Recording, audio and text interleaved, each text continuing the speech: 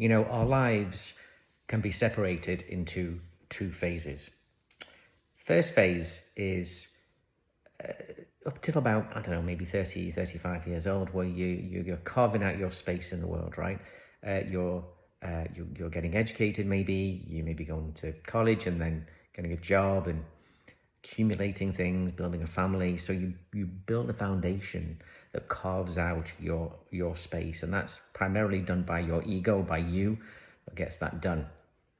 But then comes the second half of your life, and this is the really interesting, probably the most important one, is that having established this foundation in the first half, the second half is about really knowing your purpose in life and spending the rest of that time fulfilling that purpose. Because each one of us, whether we know it or not, does have a purpose. And I think we can feel it sometimes when we look at what we're doing and compare it to something that we want to do, some passion that we have for something.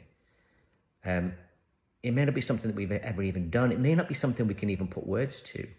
But I think each of us eventually at some point in our lives have this pull, this kind of urge to do something, interests that are different from what we had in the first half of our lives. And this is nature. This is nature pulling on us to fulfill the reason why we're here. Now, the problem with society today is that we got so good at the first phase that we continue doing that into the second phase. We continue to accumulate things and get that promotion in work, etc.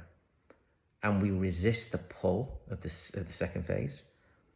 That results in this feeling of dissatisfaction, disharmony, and then sometimes, can be downright miserable.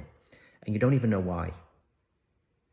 The reason why is because you're fighting the flow of the second half of your life, and you don't need to do that. And you also don't need to give up everything in the first half. You just got to reset priorities, reset context of where you are in your life right now. And when you do that, and I've seen this happen so many times, when you let that into your second half and don't just be dominated by what dominated you in the first half, things start to get lighter. You don't need to be happy all the time, and that's okay. You don't need to be successful and rich and famous and powerful. You can just be you, and that's okay. And you can start to do the things that you're being drawn to do, because it's inexorable. It's going to happen somehow. Otherwise, it will just beat you up.